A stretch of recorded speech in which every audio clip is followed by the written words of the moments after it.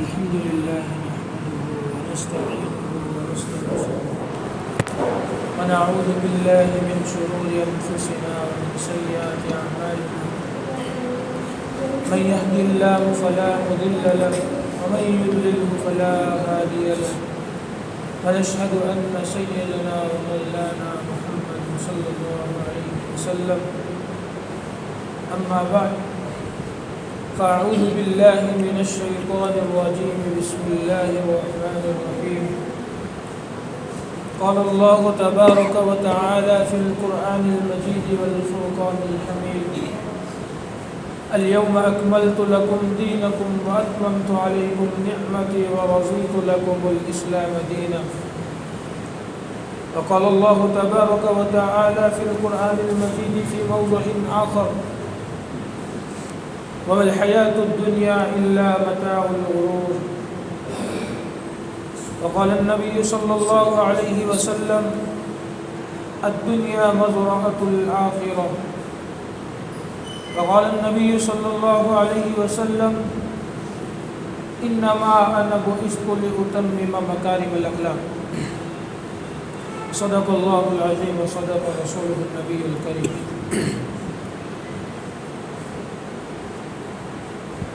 محترم دوستو بزرگ اور معزز علماء کرام، اللہ رب العزت کا بہت بڑا احسان اور کرم ہے کہ اس نے ہم سب کو اس ایمان سوز ماحول کے اندر اور اس سرور اور فتن کے ماحول کے اندر ایک ایمان جیسی عظیم دولت سے نوازا۔ اللہ رب العزت اس ماحول کے اندر ہمیں اپنے ایمان کے ساتھ چلا رہا ہے تو اس میں انسان کا کوئی کمال نہیں، وہ اللہ رب العزت اپنے فضل سے ہم سب کو چلا رہا ہے۔ اللہ رب العزت کا دوسرا احسان ہم پر یہ ہوا کہ اللہ تعالیٰ نے دین کا اہم فریضہ کہ جس کے بارے میں اللہ کے رسول صلی اللہ علیہ وسلم نے فرمایا الصلاۃ عماد الدین، کہ نماز دین کا ستون ہے، نماز میری ٹھنڈک ہے، ایسے عظیم فریضے کو اللہ رب العزت نے ہمیں باجماعت ادا کرنے کی توفیق عطا فرمائی۔ یہ اللہ کا بڑا احسان اور کرم ہے۔ اس کے بعد اللہ رب العزت کا مزید احسان یہ ہوا کہ اللہ رب العزت نے سید المرسلین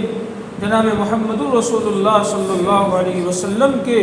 امت میں ہم سب کو پیدا فرمایا۔ وما محمد نبا احد من رجالکم ولکن رسول اللہ وخاتم النبی، کہ محمد تم میں سے کسی کے باپ نہیں ہے، وہ تو اللہ کے رسول اور اس کے آخری نبی ہے، وہ نبیوں کے سلسلے کو ختم فرمانے والے ہیں۔ میرے عزیز دوستو بزرگوں، آج جس ایمان کی جھلک لے کر ہم لوگ اس مجلس میں بیٹھے ہیں، اس ایمان کے بول لا الہ الا اللہ محمد الرسول اللہ ہے، کہ جس طرح لا الہ الا اللہ کا مقصد یہ ہے کہ اللہ کے سوا کوئی معبود نہیں، دنیا کے اندر جو کچھ بھی ہوتا ہے اس کا پہلے آسمانوں میں فیصلہ ہوتا ہے، پھر وہ فیصلہ زمین میں اترتا ہے اور اللہ کے بتائے ہوئے مطابق ہوتا ہے، اور اللہ تبارک و تعالیٰ کے بغیر ساری دنیا کی مخلوق اور ساری دنیا کی ٹیکنالوجی اور جتنی بھی چیزیں ہیں وہ اللہ کے بغیر کچھ بھی نہیں کر سکتی۔ یہ کلمہ توحید کے پہلے جز لا الہ الا اللہ محمد الرسول اللہ کا مقصد ہے کہ جس مقصد کو لے کر انبیاء کرام علی نبینا علیہ الصلوۃ والسلام دنیا کے اندر مبعوث ہوئے، کہ جب نبی دنیا کے اندر آئے تو پھر ہم پر دوسرا جز عائد ہوا، وہ ہے محمد الرسول اللہ۔ ہم اس نبی کی امت ہے، اس لیے ہمارے کلمے کے اندر محمد الرسول اللہ ہے۔ حضرت ابراہیم علیہ نبینا علیہ الصلوۃ والسلام کی امت میں لا الہ الا اللہ ابراہیم خلیل اللہ، حضرت موسیٰ کلیم اللہ کے مذہب میں لا الہ الا اللہ موسیٰ کلیم اللہ۔ ہم نبی پاک صلی اللہ علیہ وسلم کی امت میں پیدا ہوئے تو ہمارا کلمہ توحید لا الہ الا اللہ محمد الرسول اللہ صلی اللہ علیہ وسلم، کہ جس طرح لا الہ الا اللہ کا مقصد یہ ہے کہ آدمی اپنے دل کو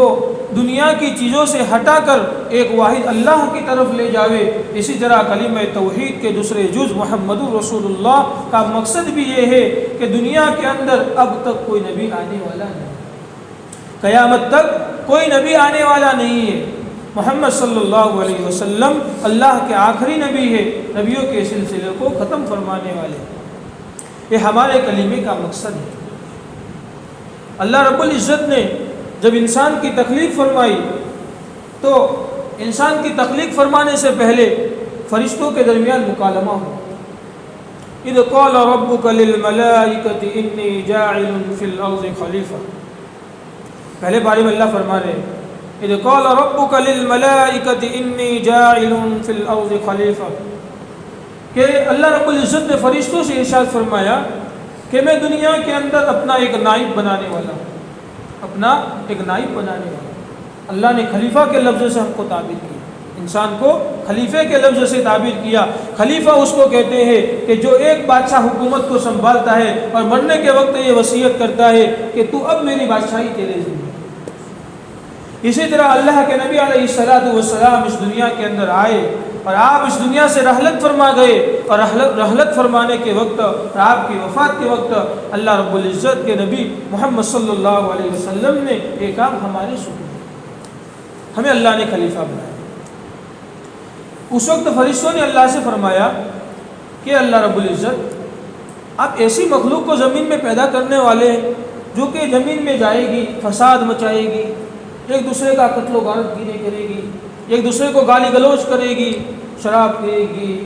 تلواریں اٹھائے گی ایک دوسرے پر، ایسا کام کرنے والی مخلوق کو آپ پیدا کرنے والے۔ حالانکہ فرشتے یہ کہتے ہیں کہ نحن نسبحک بحمدک ونقدس لک، کہ ہم تو آپ کی 24 گھنٹے آپ کی بندگی کیا کرتے ہیں، اور آپ کی بندگی کے اندر ہم نے اپنے دل کو جھکا دیا اور ہم آپ کے مطیع ہو گئے،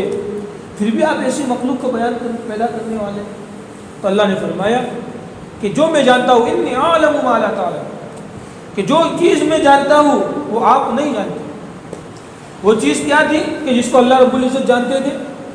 وہ چیز اللہ رب العزت نے قرآن کریم میں آخر میں بیان فرمایا وما خلقت الجن والانس الا ليعبدون، وما خلقت الجن والانس الا ليعبدون، کہ ہم نے انسانوں کو اور جناتوں کو محض اپنی عبادت کے لیے پیدا کیا۔ یہ ہماری تخلیق کا مقصد ہے۔ فرشتوں کے درمیان مکالمے کا جو مقصد تھا وہ یہی تھا، اور اللہ کا یہ فرمانا کہ جو میں جانتا ہوں وہ تم نہیں جانتے، اس کا مقصد بھی یہی ہے۔ تو وما خلقت الجن والانس الا ليعبدون، کہ انسانوں کو جناتوں کو صرف میری عبادت کے لیے پیدا کیا۔ لیکن میرے محترم دوستوں بزرگوں، اللہ رب العزت نے ہمیں جس مقصد کے لیے اس دنیا کے اندر بھیجا، انسان دنیا کے اندر آیا، دنیا کی چمک دیکھی، دنیا کی زینت دیکھی، دنیا کی خوبصورتیاں دیکھی، دنیا کی رنگینیاں دیکھی، دنیا کے باغات دیکھے، تو انسان ایسا بھٹک گیا کہ پھر اس کو اپنے پیدا کرنے والے کی یاد ہی نہیں، کہ جس کو اپنے خالق کی یاد ہی نہیں آتی۔ یاد آتی ہے تو سرسری یاد، تھوڑی دیر کے لیے، وہ بھی ضرورت کے وقت۔ اللہ رب العزت قرآن کریم میں فرما رہے ہیں کہ جب ہم انسان پر نعمت کا مزہ چکھاتے ہیں تو پھر وہ ناشکرا بن جاتے ہیں، تو وہ کہتا ہے کہ یہ تو میرے عمل کی وجہ سے اللہ نے مجھے دیا ہے، یہ تو میرا کمال ہے۔ حالانکہ اللہ رب العزت بیان فرماتے ہیں کہ انسان کا کوئی کمال نہیں ہے، اگر میں چاہوں تو اس کو اپنے فضل سے دوں، اگر میں نہ چاہوں تو اس کو میں کچھ نہیں۔ لیکن میرے دوستوں بزرگوں، آج دنیا کی محبت دلوں کے اندر ہے کہ جس زمانے کے بارے میں اللہ کے رسول صلی اللہ علیہ وسلم نے ارشاد فرمایا کہ کل قیامت کے قریب ایک ایسا زمانہ آئے گا کہ جن کے دلوں کے اندر دنیا کی محبت بڑھ جائے گی اور موت کی کراہیت ان کے دلوں کے اندر آ جائے گی۔ حب الدنیا و کراہیت الموت۔ آج ہم دیکھیں دنیا کی محبت دلوں میں کتنی ہے اور موت کا خوف کتنا ہے۔ آج دیکھیں کسی جگہ پر کوئی مسلمان پریشان حال ہے اور جب وقت آتا ہے نکلنے کا تو ہر کوئی یہ کہتا ہے نہیں بھی میری جان کو خطرہ ہے۔ کیا کہتا ہے؟ میری جان کو خطرہ ہے۔ کیوں؟ کراہیت الموت، موت کی کراہیت دلوں کے اندر آ گئی، اور کیا ہوا؟ حب الدنیا، دنیا کی محبت دلوں کے اندر بیٹھ گئی۔ کہ جب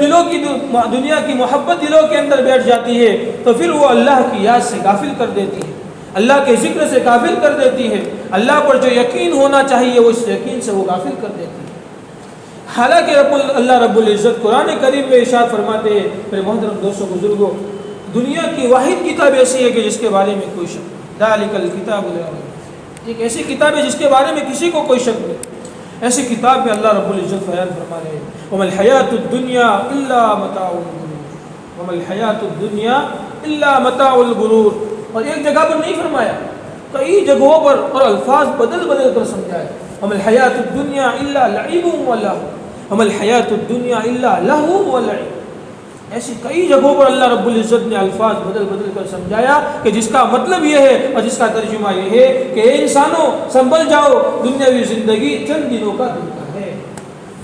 دنیاوی زندگی چند دنوں کا دھوکہ ہے۔ ایک آدمی 10ویں کا ایگزام دیتا ہے، کامیاب ہوتا ہے، گھر میں آتا ہے، ماں باپ اس کا اکرام کرتے ہیں، واہ واہی ہوتی ہے محلے کے اندر کہ واہ فلانے کے بیٹے نے 10ویں کا ایگزام پاس کیا، بورڈ کا ایگزام میں پاس ہو گیا، اس کی واہ واہی ہوتی ہے۔ لیکن میرے عزیزو، یہ دنیا کی چند لمحوں کی کامیابی اس کو پھر دھوکے میں ڈال دیتی ہے کہ میری تو یہی کامیابی ہے تو مجھے تو آخرت میں جانا ہی ہے۔ انسان کو یہ چند لمحوں کی زندگی اور چند لمحوں کی کامیابی اس کو دھوکے میں ڈال دیتی ہے کہ پھر مجھے تو آخرت میں جانا ہی ہے۔ حالانکہ کوئی آدمی جب ایک کمپنی کھولتا ہے اور اس کمپنی کے اندر کوئی پروڈکٹ بناتا ہے اور اس پروڈکٹ کو جب مارکیٹنگ کا وقت آتا ہے، اس پروڈکٹ کو جب مارکیٹ میں اور بازار میں لانے کا وقت ہوتا ہے، تب اس کو اب وہ ٹیلی کاسٹ کرتا ہے، اس کو ہائی لائٹ پیپروں میں چھپاتا ہے کہ بھئی یہ چیز بازار میں اب آنے والی ہے، نئی چیز۔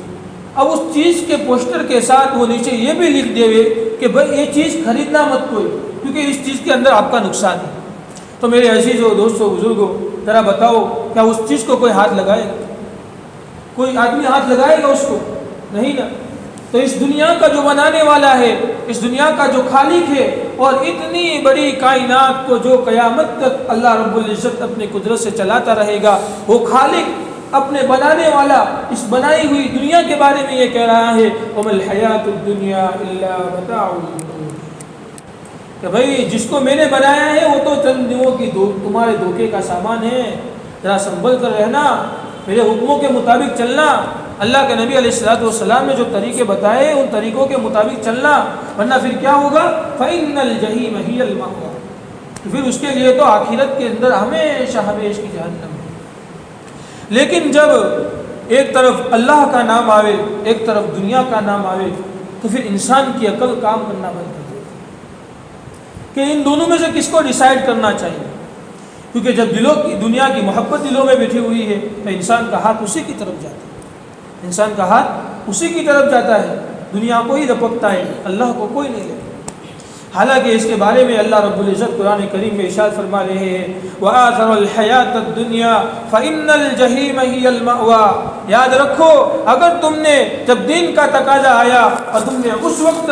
دین کو نہیں لیا اور دنیاوی زندگی کو ترجیح دیا تو فَإِنَّ الْجَحِيمَ هِيَ الْمَأْوَىٰ، یاد رکھو تمہارے لیے ہمیشہ ہمیشہ کی جہنم ہے۔ لیکن اگر تم نے اللہ کی ذات کو اختیار کیا، اللہ کے یقین کو اختیار کیا، اللہ کے نبی کی محنت کو اختیار کیا، اللہ کے نبی کے طریقوں کو اختیار کیا، صحابہ کی زندگی کو اپنایا، نبی والی طریقوں کو اپنی زندگی کے اندر داخل کیا،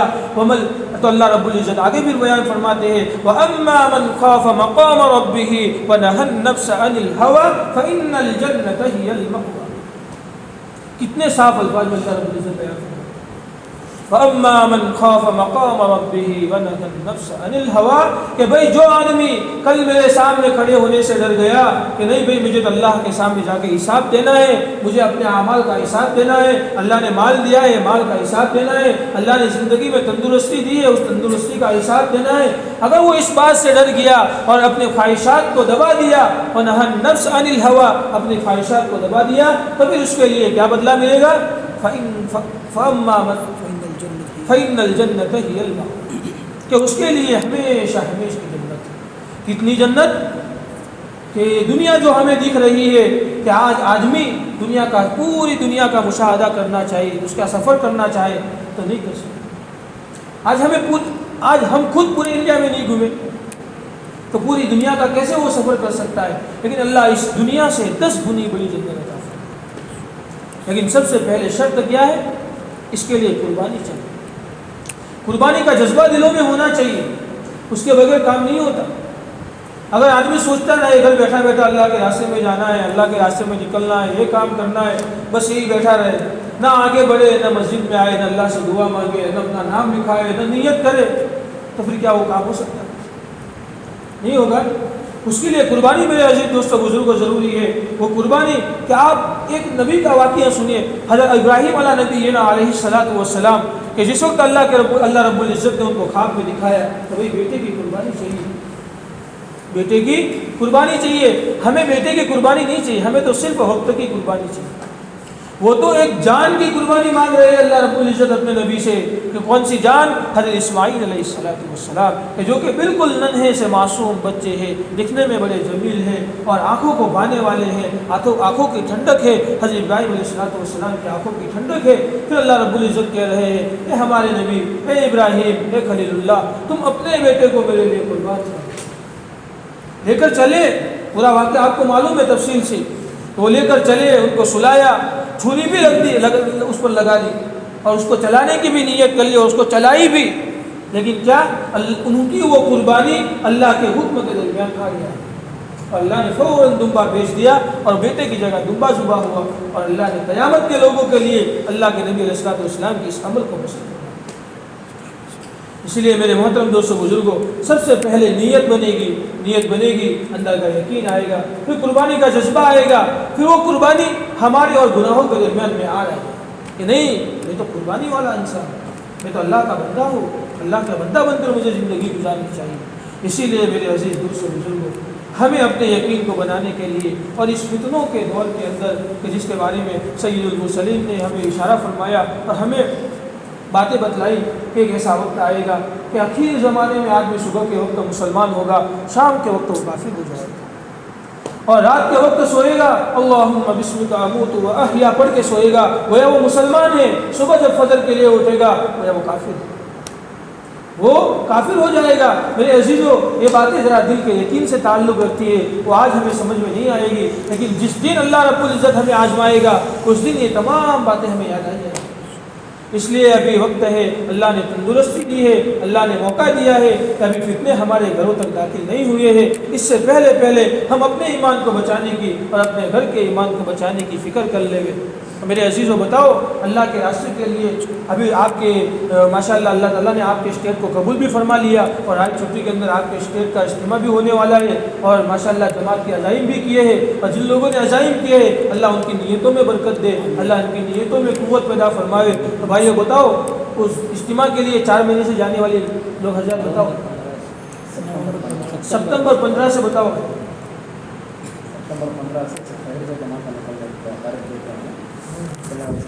بتاؤ،